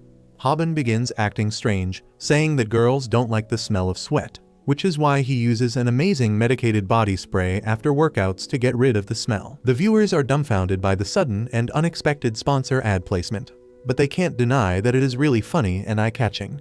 They keep cracking jokes on Hobin as he advertises the body spray. With that, the stream ends, and both Hobin and Snap scream to let out the pent-up tension. After that, it is the work of editor Gil. At night, she edits the video for their channel and worries about Hobin, who took such heavy blows. She uploads the video too, and it gets 3 million views almost instantly, and the number of subscribers also almost doubles. Hobin thanks the viewers for doing his trademark handstand and then returns to his school life. Snap talks to him about how the edits made the video much better, and because of working with a pro, the views are still pouring in. However, little do they know what tragedies this video will bring into their lives very soon. The next day, Bomi is watching Hobin's video while hiding behind the counter of the McDonald's. Suddenly, a gigantic man comes to the counter and tells her that she is super cute. Bomi quickly gets up and asks the man what he wants, and he repeats that she looks too cute. He demands her number, but she politely refuses to give it to him. The big guy is also a big creep, and he keeps demanding her number as he orders her to prepare 30 Big Macs for him. Bomi gives him the Big Macs but refuses her details, so the big creep just scoops his burgers in his hands and walks away. Turns out that the big creep has been coming regularly to their store to harass Bomi. She remembers how Hobin helped her out when Pac was pestering her. She also thinks that the day she walked away with Kim, she abandoned Hobin, and that thought fills her with regret. On the other hand, the big creep goes to work at a huge meat factory, where some workers are wondering how to pick up carcasses weighing over 200 kilos. That is easy work for the big creep, and he picks up one on his shoulder and begins walking away, still thinking about how he can get to date Bomi. Some of the workers are shocked to see this, but their superior tells them that the fatty named Mangi is a popular Korean sumo wrestler. Mangi is unbothered by their chatter, and he carries the meat effortlessly on his shoulders while watching Hobin's YouTube videos. He seems to know T, and thinks that if he can beat Hobin in a fight, he will have more views and subscribers than him. Meanwhile, Hobin and Snap are busy enjoying their success. Snap says that the edits Gil did made the video so much better, yet Hobin was doubtful about hiring her at first. He then suddenly springs an important question to Hobin, asking if he is really fine after receiving such powerful kicks from T when he was hospitalized with just one. Hobin just laughs it off, and then remarks that speaking from his experience as a pro-bullying victim, he could tell that T was not like other bullies. He even goes to say that he might be a better person than they think, and Snap tells him that it is not a good thing to be so optimistic. However, Hobin clearly saw how T's reactions changed when he returned his watch. It was almost as if he was regretting the path he had chosen. He wishes to see him again, and this surprises Snap. Hobin then asks him if he has any update on T, and he tells him that the image of him lying down on a wet floor was very appealing to the female audience, so he has become very famous. Snap thinks that he can become a millionaire if he starts an OnlyFans, but apparently T doesn't even know about it. Snap starts walking ahead, and Hobin suddenly takes back what he said about T being a decent guy.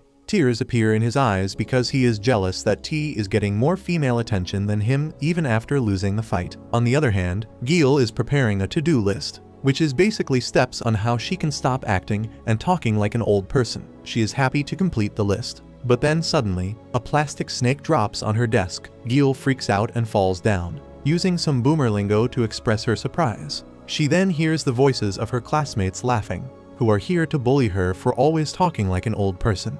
They are even filming her, and Gil gets mad at that. She yells at them that it is bad to film someone without their permission and tries to take the phone away from their hand. But it is out of her reach. However, the bullies realize that just recording her won't get them too many views, so their leader decides to delete it. But since Gil is still jumping and getting on his nerves, he pushes her down. He tells her to be quiet if she wants her video deleted, and she gets up, even more angry at them. The bullies start dragging Hobin into the matter too. They say that if they mess with Gil too much, Hobin may show up and use his stupid headbutt to stop their punches. They laugh at him, and that pisses Gil even more. She charges at the bullies, telling them not to underestimate Hobin's move because even real pros use it. Well, the leader of the bullies uses the same headbutt defense against her, and Gil ends up hurting her fist. The leader laughs and the girls in his gang grab Gil's collar, telling her that she doesn't look cute at all when she talks like an old person. They tell her that if she can't talk like normal people, she should just go back to kindergarten and learn the alphabet properly. Gil begins crying, saying that she tries her best but can't control it. Suddenly, someone arrives at the door, asking if all the first years nowadays are as crude as them. The bullies turn around to find Snap at the doorway, acting like an alpha male as he calls them out for bullying Gil. Gil is relieved to receive some help, but Snap proves to be a total loser when it comes to fighting and gets his ass handed to him quickly. Gil goes to his side and tells the bullies that they should respect their elders, but they just laugh, saying that Snap is a stupid guy with a stupid name. The leader of the bullies says that it is Gil's fault for calling him here, and he tries slapping her, but Hobin arrives there just in time and grabs his hand. The bully tells him that he looks shorter in person, and Hobin quickly finds himself surrounded by the first-year bullies, where even the girls are taller than him. Hobin demands to know if they hit Snap, and the leader says that he deserved it. He challenges Hobin for a spar, and the other bullies start making fun of him, saying that of course he won't accept it. They accuse him of staging his fight with T, and then the bully leader tells Hobin that he also has a YouTube channel, and they should fight with their channels on the line. Hobin thinks that he must show these brats their place by acting threatening like T. So he tries to be as intimidating as he can and asks them if they have 100 yen, copying T's style.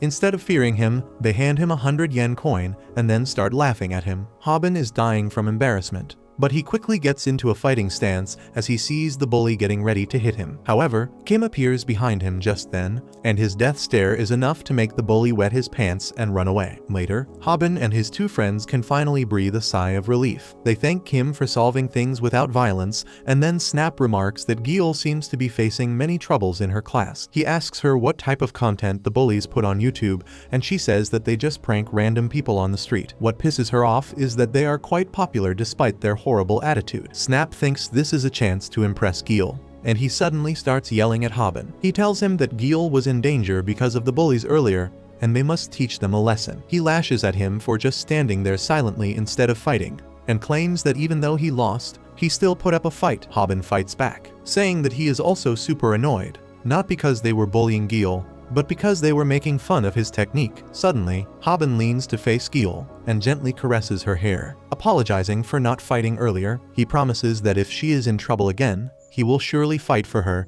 and she finds herself being overwhelmed by his riz. At night, as Hobin is trying to sleep, he can only picture the interaction he had with Kim after he saved them. Kim asked him if he was fine, and then told Hobin to call Bomi immediately. He said that it may be hard for him, but Bomi is a good girl who doesn't deserve being ghosted. Hobin was left speechless at this, because he didn't think he could ever face Bomi after the disgraceful performance. On the other hand, Gil is still feeling butterflies in her stomach because of how Hobin treated her earlier. She has developed a crush on him that distorts even her memories, and she thinks that he stood against the bullies for her. She takes out her overflowing emotions on her huge cat plushie, and then abruptly decides to contact Hobin, because she has some special medicinal herbs to give him. The next day, Bomi is working at McDonald's when the fat creep Manji comes there and stares at her lewdly. She can only breathe a sigh of relief as he leaves, but she is still terrified that he might be waiting outside for her when her shift ends. Just then, she hears a familiar voice from the next customer and turns around to find Hobin there. He tries to greet her, but she slams a bowl of ice and a strawberry in front of him and tells him to get going. Hobin realizes that she is really mad at him, but he knows that it is justified because he is popping up in front of her after 2 months of ghosting her. He thinks that he should run away before he angers her any further, but picks up the strawberry and ice. Bomi was keeping an eye on him, and she notices that he has written notes on his hands about how to properly talk to her and apologize. She laughs at that, but then tries covering up in front of Hobin, saying that his hands are smeared with ink. He hides his hands behind his back, but the fact that Bomi laughed at him is enough for him. He tries to get closer to her again, but Bomi suddenly remarks that he seems to have hired a female editor. She smiles at him, full of contempt and jealousy. Hobin is too dull to understand it, but he is truly terrified of her. He tries to explain things to her and tells her about Gil, but that only makes things worse as Bomi asks Hobin if he finds the editor cute. He trembles in fear because he knows there is no right answer to that question.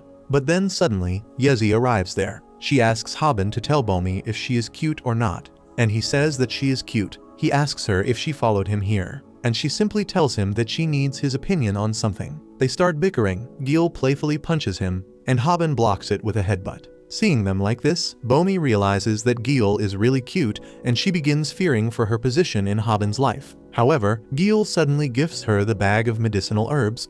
She tells Bomi not to get the wrong idea, and states that Hobin always talks about her. Hobin freaks out because he doesn't want Gil to expose him, but she simply ignores him. She tells Bomi that since Hobin is an idiot who can't even properly apologize to her, she came here to cover up for him. He tells her to stop, but Gil asks him if he doesn't want to patch up with Bomi. He blushes and says that he does, and Bomi just smiles. She tells the embarrassed Hobin to text her later, and he gets too excited. Seeing them like this, Gil takes her leave, making up an excuse that her toenail has grown, just like Hobin did in the past. As she turns her back to them, her cheerful mood suddenly vanishes, because she shattered her hopes to be with her crush with her own hands. Hobin can't understand this, but Bomi seems to have an idea. Gil walks home, singing songs to suppress her sadness, but that doesn't work, and she keeps on imagining how Hobin told her that she was cute. She kicks a pole in frustration, but ends up hurting her own leg. The next day, Bomi is walking around the town while happily chatting with Hobin, when someone tells her that there is something in her bag. She takes a look and a snake pops out, shocking her. Bomi falls on the road, and the bullies from Gil's class surround her, saying that their prank is successful. They tell her that they were shooting for their YouTube channel and apologize for startling her. Their leader asks her if they can upload her video, but she is too stunned to even process what just happened. Suddenly, a speeding car comes towards her, and Bomi can only helplessly sit on the ground as it hits her. At the same time, Hobin and his friends are watching the old videos of the bullies. They are a one-trick pony, and the only thing they do is throw fake snakes to scare people on the road for some laughs. Hobin thinks that they are decently funny, and not only that, they seem to be extremely polite with the people they prank. He is pissed that they are pretending to be good guys while the camera is on. While they bullied Gil and beat Snap earlier, Snap remarks that they have over 700,000 subscribers, and Hobin freaks out. He says that they should also start throwing snakes on people, but Snap tells him that the fake snake prank is not the only thing they do. Hobin says that they should also do things like this, but Snap suggests that they should rather do 3 fights a week. Hobin immediately gives him a taste of baseball choke for that, while Gil is closely monitoring the editing of the video. Just then, the shark hoodie guy pops up behind her and gives her a jump scare. The rest of the bullies are there too.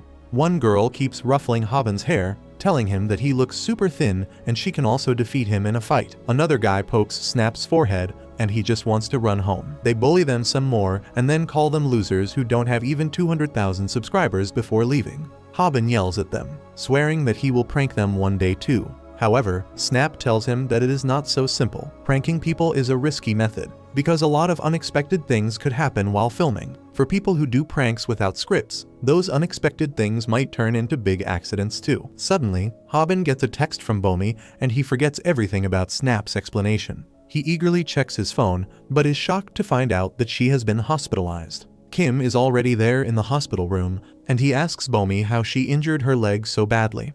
She tells him that a car nearly ran over her, but he asks her for more details. Bomi tells him about the fake snake prank, and she actually sprained her leg badly when she fell down. She was too dazed by things that she didn't pay attention to a car speeding towards her. Luckily, the driver had enough control of the car and he was able to apply brakes before hitting her. Bomi was not hurt by that. But when she turned around, she found the bullies giggling menacingly as they were recording the entire thing. She was nearly hit, but they only cared about their content, and that made her really angry. Just then, Hobin also arrives there, and he only heard the part that the bullies were laughing at her. He is furious, but Bomi tries to tell him that it was no big deal because she is not injured. However, he only apologizes to her. Bomi asks him what does he mean, and he prefers texting her his feelings rather than saying them out loud. He texts her that he is sorry that he was not the first one by her side. He then texts her to rest and get well soon, and leaves the room with that. Bomi tries to stop him, but he keeps walking out. Inside his mind, he apologizes to Bomi for not saying these things directly to her. He then sends her another text, saying that since Kim is already there, he will be leaving early today. Hobin thinks about the unspoken rule of losers. They don't act up in front of people stronger than themselves. That is why he doesn't want to act big in front of Kim. However, he has found some content for his next video, and he is surprised that it was always so close to him. The next day, he reaches school and marches ahead into the classroom of the bullies with full camera setup. He declares that he will crush them, and his chat goes crazy because they have never seen him so pissed before. Before picking up this fight, Hobin had watched another video from Cockman.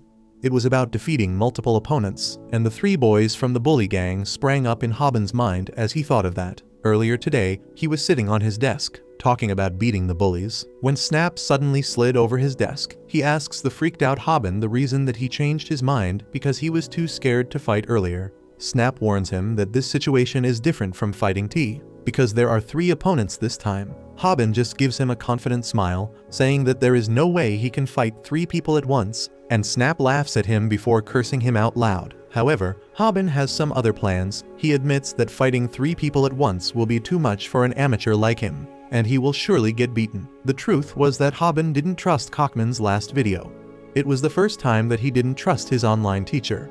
On the other hand, the bullies are checking out some of their videos this month. One of them is a man acting like a gangster to scare a woman in an elevator, and the other one is where the boys call the cops on Shark Hood for smoking.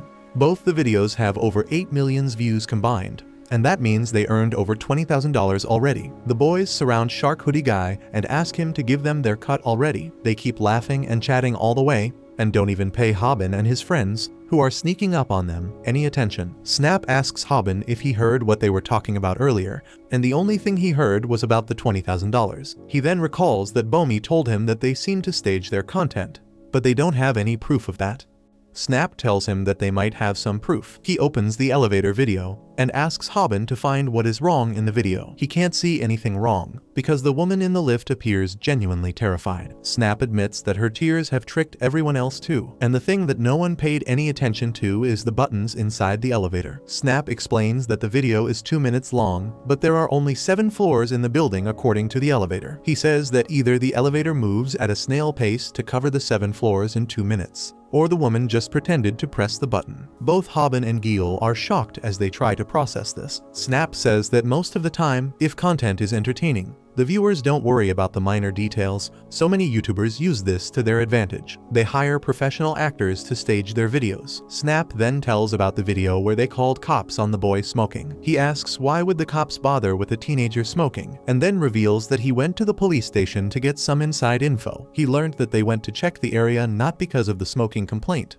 but because the bully girls told them that they spotted a wanted criminal. Hobin is left speechless on hearing all this, and Snap says that they have enough proof now that the bullies stage their comedy videos. He says that they can use this to expose them. But Hobin says that they are still missing the final blow. He wants something that will seal the bullies' fate, just like they did with Pac. Just then, the TikTok thought Rumi appears behind them and asks them when are they going to collab with her. Because they promised to do so earlier, she already has an idea about the video too. She wants Hobin to spill coffee on her shirt, because that will surely get them a lot of views from the online incels. She grabs their ties, saying that since everything is staged already, they should also do it. She says that they should already get rehearsing, but Hobin refuses to do so. He says that Bomi got hurt because of a staged event, and he will never do something like that. He tells Rumi that if she wants to do such things, she should go to the comedy crew. While she acts mad at him, Rumi takes up his offer and does the coffee spilling prank to the bullies. She thanks Hobin for giving him this wonderful idea,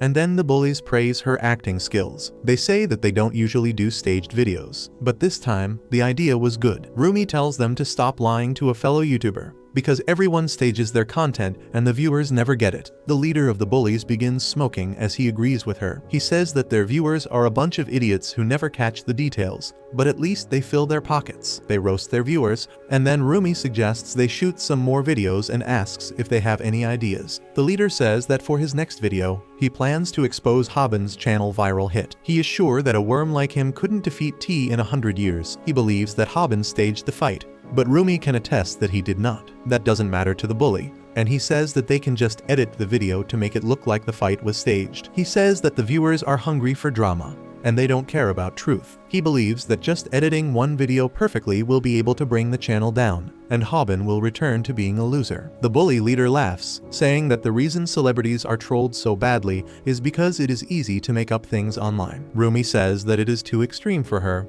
and she can't help them with it. She takes her leave, but then the bully leader stops her. He shows her the recording of her insulting the audience and asks if she wants to get cancelled before Hobin. He tells her to join an alliance with him, but then Rumi shows that she was recording everything the entire time as well. She reveals that she made a deal with Hobin that if she can get video evidence that they were staging their content, she will do a collab with Viral Hit. What is more, the entire session was being streamed live, and the viewers know the entire truth. To top it off, Hobin and his crew were hiding in the shadows the entire time. As they make their entrance, the bullies are stunned. Rumi tosses the phone over to Snap, who puts it in his device, because it was Hobin's phone to begin with. Rumi then tells the bullies that no matter how much money they make, she will never stage a show like them. She gives Hobin a high five, and he thanks her, before apologizing because the part where she was bad-mouthing the viewers was broadcasted too. He then moves on to the bullies. Thinking about the way to beat multiple opponents at one, he gets closer to the bully leader and intimidates him with his stern expressions. However, what really terrifies the bully is that Hobin is towering over him. His height seems to have increased all of a sudden, and his shoulders are broader too. Actually, when Hobin was watching the videos, Cockman told him that unless he masters at least 10 of his skills, there is no way that he can beat multiple opponents. Hobin panicked at Cockman started running away, but then he said psych and told him that even without fighting, one can win against multiple opponents. The best way to do that is by bluffing and intimidating the enemies like insects and animals do. Using that technique, Hobin gets the upper hand on the bullies, even though he is so nervous that he can piss his pants any moment. He tells them to hand over the video containing Bomi and then run away. However, as he steps on the drainage channel, his bluff is suddenly exposed as his legs twist. His shoe rolls towards the bullies, and they realize that he was using insoles to appear bigger. Hobin realizes that he is screwed now, and he can only ask for his shoe back. Hobin begins running as the bullies chase after him,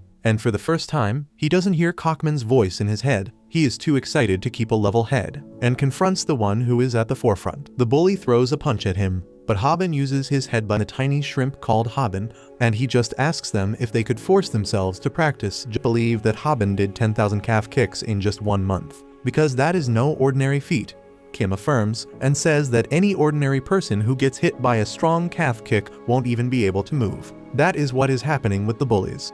While they are trying to show that they are unfazed by the kick, their legs hurt so much that they cannot move.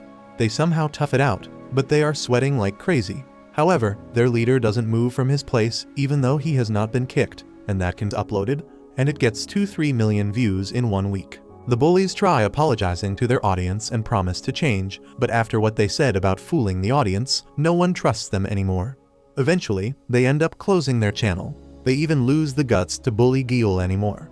Well, Kim begins to fondle the blobs of fat on his chest, and says that first step of combat is to get your opponent worked up. That it tested out if he is a ripoff, and says that today he will show how to beat a sumo wrestler as a pro fighter. Kim puts Mangi in a complex armbar and uses his entire body weight to force him to tap out. However, Mangi uses his incredible physical strength to simply lift him up, and tries slamming him to the ground. His empty hands hit the ground as Kim swiftly moved away mid-air. He remarks that fighting Mangi is like fighting a boar, so he will also stop considering this as a match. And Mangi rushes at him like a wild boar, knocking Bomi down in the process. Just then, Hobin comes there, and he charges at Mangi while screaming frantically. A few minutes earlier, he got concerned when Bomi suddenly stopped responding to his texts and rushed towards her. When he saw the fatty knocking her down, he charged at him in blind rage, but more brutal.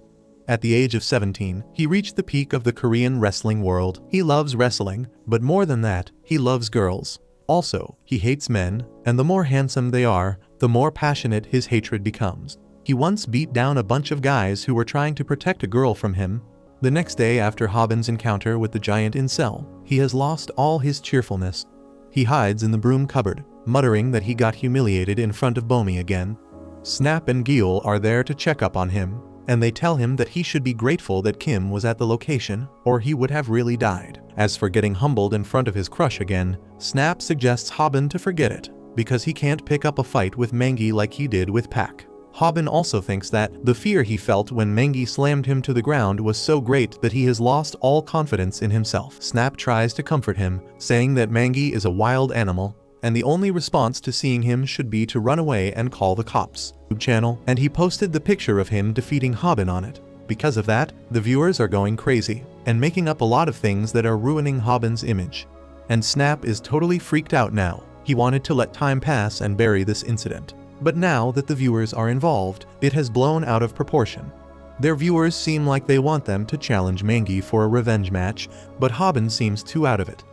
Gil tries deleting the malicious comments and tells Hobin to not worry about anything. She sees him lost in thought and asks if he is thinking about fighting Mangi again, but then Snap says that he won't allow it. He tells Hobin that if he wants to keep being a YouTuber, he has to survive. If he fights Mangi, he might really die or end up in a wheelchair. Snap declares that he will solve this problem for him. And while Hobin agrees, he feels that his chest is heavy for some reason. At night, Snap live streams an explanation video and tells the viewers that the encounter with Mangi was purely accidental. He apologizes for any confusion, and thanks to the sympathy of the viewers, the public sentiment shifts in their favor. However, Hobin feels even more gloomy that he doesn't have to fight Mangi now. He wonders if it is because of Bomi, because earlier she texted him to make sure that he doesn't fight the perverted beast. She told him that she was worried that he would get hurt.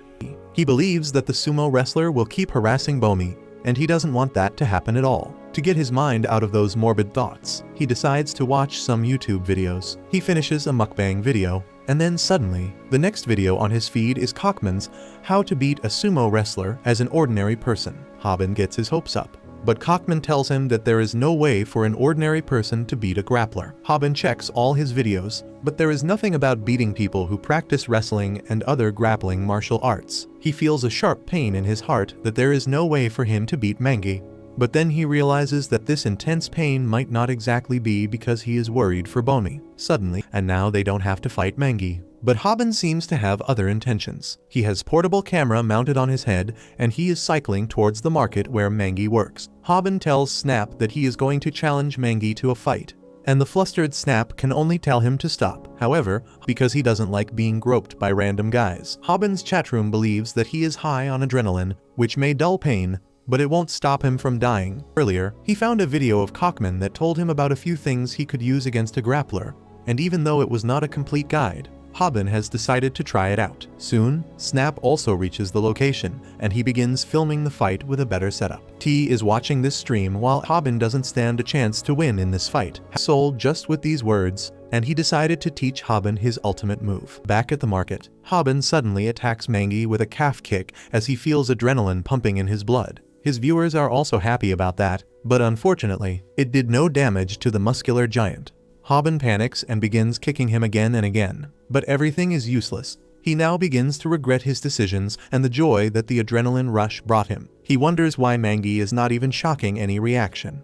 And then suddenly, the Korean sumo takes off his apron. Seeing his bulky build in tight-fitting clothes for the first time, Hobin realizes that he was not kicking a person but a one-ton truck. Mangi asks him what was with the pathetic kick, and he suddenly remembers Cockman's words who told him to run away if he ever gets in a fight with a practitioner of traditional Korean wrestling. Following his words, Hobin starts running but backwards. Half of his viewers are confused by this, but the other half think that he is surprisingly fast. On the other hand, Hobin yet again regrets picking a fight with an opponent much larger than him. Meanwhile, Snap says that Hobin has grown stronger because running backwards can help him keep an eye on the enemy while fleeing. He begins hyping him up in front of their audience, and says that Hobin already has a plan. He believes that he plans to lure Mangi with his hit and run technique, and the slow fatty won't be able to catch him. Everyone agrees with Snap, but then Gil joins the chat and calls everyone a moron because they think Korean wrestlers are slow. She asks if they even know what the wrestlers do for basic training. They run on sand at full speed for their basic training. and right now, Mangi chases after Hobin at full speed. However, his face is suddenly greeted by Hobin's fist, who knew about the training and speed of Korean wrestlers. Cockman had told him that you can't run from Korean wrestlers, but you can use it against them because every creature is most vulnerable when running. However, that proved to be a lie in this case, because Mangi simply grabs both of Hobin's hands and lifts him up like he is an empty plastic bag. He is shocked at this, and then decides to use his secret move to fight back. He slaps Mangi's hand and frees himself, and then decides to take him down by the baseball choke. However, as he tries reaching around his neck, he finds that he can't do that because Mangi's neck is like a tree trunk. He keeps trying to get his hands behind his neck, but it seems impossible. Now Hobin panics because his calf kick, punch, and even the baseball choke have become useless. Mangi tells him that he will punish him for touching his head, and Hobin wonders why is that. He wonders if that is a weakness of grapplers that even Cockman doesn't know about, and decides to test his theory. He punches Mangi's head, infuriating him even further. As a result, he suddenly grabs Hobin and slams him into the concrete floor below with a frontal suplex.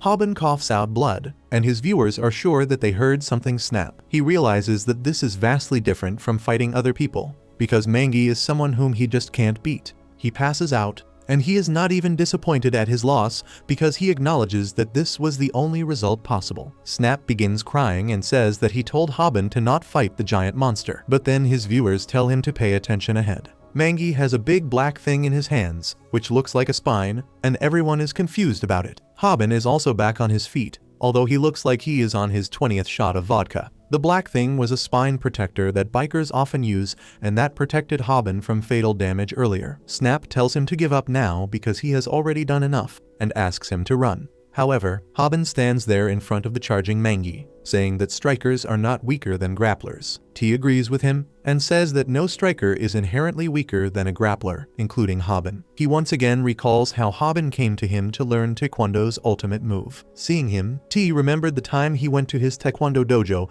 and was furious to find the students doing their school homework there. He yelled at them that this is not the place to do their homework and told them to get out. But his dad, the dojo master, asked him to calm down. He said that since MMA is so popular, no one wants to learn Taekwondo anymore, so he can't make a living just with that. T began to cry at that, because his dad had promised that if he came first in the next tournament, he would give it his all to teach the students some good Taekwondo. He was furious that his dad was coming up with excuses now, and he swore that he would beat MMA fighters with his Taekwondo one day. So earlier, when he got the chance to train Hobin, he took full pleasure in it. He called Hobin cute, because even his elementary school Taekwondo uniform was too big for him. Hobin was terrified of his intensity, and began practicing under him nonetheless. The first thing T made him do was run backwards, and he could not understand why he was being made to do that. Hobin asked him why he was training to run backwards when he wanted to learn the back kick, and T told him that this is the exact training method for learning back kick. Back in the market, Hobin yells that he is going to use a move that will lead to a knockout if it lands properly, and then begins running backwards again. Mangi keeps following him, but then Hobin suddenly turns around on his heel and uses a powerful back kick, aimed directly at the giant's future generations. Well, T had asked him to target the enemy's solar plexus, but apparently hitting the groin upgrades the back kick to Nutcracker 3000 and makes it much more effective. Mangi is almost knocked out with that one kick. But Hobin wonders if the solar plexus feels so odd to hit. He notices where his kick landed, and he and his entire male audience can share Mangi's pain for a moment. Hobin apologizes to him, and Snap thinks that kicking an enemy in the groin during a street fight should be acceptable. Just then, Mangi suddenly lifts Hobin up, and everyone fears that Hobin will really die this time. Mangi gives him the front suplex, and Hobin wonders what can he do to get out of this situation before he hits the ground and kisses the world goodbye. He realizes that he has to grab anything he can find, and he swings his hands around till he reaches Mangi's hair. He grabs them tightly, and what happens next stuns all 30,000 people watching the fight. Hobin feels no resistance as his hand tugs on Mangi's hair, and his hand keeps coming down as he falls. Hobin realizes that what is in his hands is actually Mangi's wig, and the giant wrestler with a hair loss condition is absolutely mortified. A few moments later, Hobin and Mangi are sitting side by side. Forgetting their enmity, they crack open some soda, and Hobin tries to confront the depressed Mangi, hoping that one day they will find a way for him to grow back hair. He talks about how he had heard that sportsmen get all the girls, so he became one. But he was still not popular compared to the good-looking guys. He keeps munching on hair growth supplements as Hobin asks him why did he pick a fight with Kim earlier. Mangi says that it was because Kim kept following Bomi, so he thought he was a stalker and just wanted to help her out. Snap and Hobin tell him that he should have approached more cautiously because Bomi was scared of him. He tells them that they are wrong, showing them a master's guide on dating that says girls like strong men. Snap and Hobin immediately realize that Mangi was not a bad guy, but only misunderstood because of his threatening size. He suddenly starts crying and asks Hobin if he will ever get a girlfriend. He says that the whole reason he started a YouTube channel was to meet a girl interested in him. Both Hobin and Snap start crying over a bro's sad story, and then the three of them shed tears for many minutes. After that, Mangi leaves, saying that there is no hope for someone like him, and he may never find a girlfriend. He apologizes for all the trouble so far, but then Hobin suddenly stops him and shows him the support he is getting from the public. A lot of people can relate with his struggles with his looks and medical issues, and they tell him to cheer up. Hobin tells him to not give up now because his journey is just starting, and as he reads the positive comments, Mangi is moved to tears.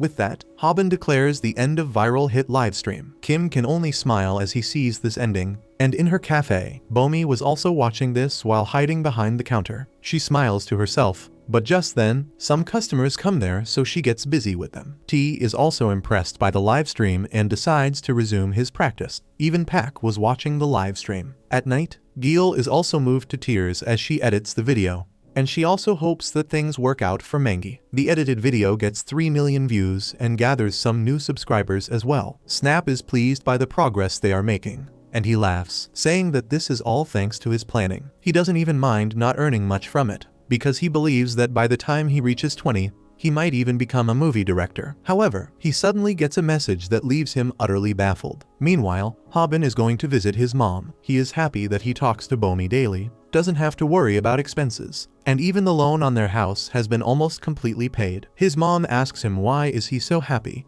and inquires if he has got a girlfriend. Hobin says that he hasn't got one yet, and then his mom remarks that the debt collectors have not bothered her lately. He tells her that it is because he has got a new part-time job that is paying him really well. She wants to make sure that it is not a shady job, and Hobin asks her to trust him. He can't tell his mom that he gets in fights and beaten up for money, but then she says that she will come work with him when she gets out of the hospital. Hobin panics and says that she can't do it, because he doesn't trust her fighting ability. Hobin's mom suddenly remembers that a nurse was looking for him earlier and tells him to talk to her. He is surprised and also a bit nervous, but he leaves to see her anyway. On the way, he wonders what will his mom think when she finds about his YouTube content. The nurse gives Hobin good news that a kidney donor has been found for his mom, and the date of surgery has also been set. He is really happy on hearing that, and asks the nurse if his mom can start living at home now. The nurse pats his head to comfort him and then tells him that the surgery will be quite expensive. But Hobin has that kind of money. He texts this good news to Bomi too,